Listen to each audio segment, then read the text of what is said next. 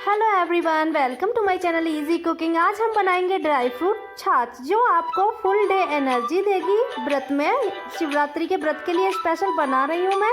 ये हमने ब्लेंडर में 1 चम्मच शुगर डाल लिया है और ये मैंने 8-10 बादाम थे और 4-5 किशमिश हैं और 2-3 अखरोट हैं। इनको ओवरनाइट सोक कर लिया है और पील करके मैंने इसमें ऐड कर लिया है और आधा कटोरी दही डाला है और इसको हम ब्लेंड करेंगे, चॉप करेंगे अच्छे से। ये ब्लेंड हो जाएगा। इसमें आप अपने हिसाब से फ्लेवर भी डाल सकते हैं, गुलाब की पंखुड़ियाँ या सौंफ या काली मिर्च भी डाल सकते हैं, इलायची।